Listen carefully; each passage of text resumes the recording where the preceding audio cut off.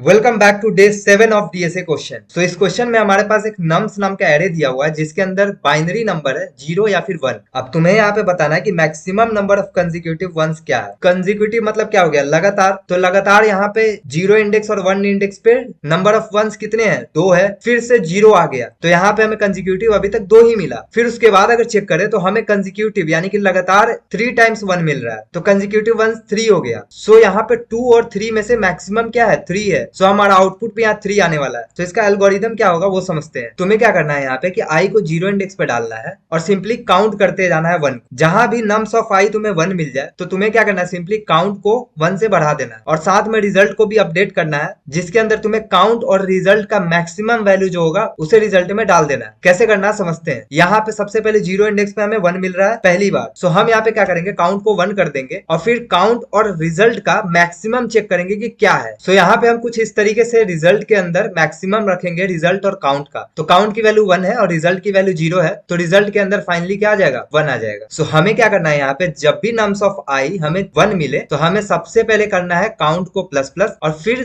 Result और count में से जो मैक्सिमम होगा उसे हमें रिजल्ट में डाल देना। फिर हम इंडेक्स को आगे बढ़ाएंगे, फिर से चेक करेंगे क्या नम्स ऑफ आई 1 है। जैसे ही 1 मिलेगा फिर से हम यहाँ पे काउंट की वैल्यू 2 कर देंगे और फिर इस लाइन से हम चेक करेंगे कि काउंट और रिजल्ट में से मैक्सिमम कौन है। तो हमें अभी भी काउंट की वैल्यू मैक्सिमम है तो रिजल्ट में 2 ही आ जाएगा। फिर से हम अगले इंडेक्स पे आएंगे और चेक करेंगे क्या नम्स ऑफ आई 0 है या 1 है। तो हमें 1 नहीं मिलेगा, 0 मिल जाएगा। सो हमें क्या करना है, यहाँ पे काउंट की वैल्यू 0 कर देना है, यानी कि इफ वाले ब्लॉक में ये आएगा और एल्स वाले ब्लॉक में काउंट की वैल्यू 0 हो जाएगा। क्यों, क्योंकि हमें 2 मिला, उसके बाद हमें कंसेक्यूटिव नहीं मिला बल्कि 0 मिल गया। तो हम काउंट को फिर से रीसेट कर देंगे और रिजल्ट के अंदर हमारे पास अभी भी 2 है। सो यहाँ पे काउंट की वैल्यू रीसेट होकर 0 हो जाएगी। फिर से हम आई को बढ़ाएंगे और फिर चेक करेंगे क्या नम्स ऑफ आई 1 है। तो हमें 1 मिलेगा, तो काउंट की वैल्यू सिंपली यहाँ पे 1 कर देंगे एंड इस काउंट और रिजल्ट को चेक करेंगे कि मैक्सिमम कौन है। तो अभी रिजल्ट ही है तो अपडेट नहीं होगा। फिर से हम आगे आएंगे, हमें नम्स ऑफ आई 1 मिलेगा, फिर से काउंट को अपडेट करेंगे और यहाँ कर देंगे 2 और रिजल्ट और काउंट में से मैक्सिमम जो होगा वो रिजल्ट में आ जाएगा। तो अभी भी 2 ही है। फिर से हम आई को बढ़ाएंगे और हमें फिर से 1 मिलेगा, तो हम फिर से काउंट को बढ़ाना शुरू कर देंगे। तो फिर यहाँ 2 से 3 हो जाएगा और फिर चेक करेंगे इस लाइन की मदद से कि रिजल्ट और काउंट में से कौन सा बड़ा है। तो हमें अब काउंट की वैल्यू 3 मिल रहा है, तो हम रिजल्ट को अपडेट करके सिंपली 3 कर देंगे और इसके बाद यहाँ पे एरे पूरा हमारा ट्रेवर्स हो जाएगा। तो हमारे पास रिजल्ट के अंदर 3 मिलेगा, तो यहाँ तुम्हें आउटपुट में भी 3 मिल रहा होगा। तो इस तरीके से तुम maximum number of consecutive ones को चेक कर सकते हो and that's it. I hope तुम्हें समझ में आया होगा। मिलते हैं नेक्स्ट वीडियो में। Till then bye.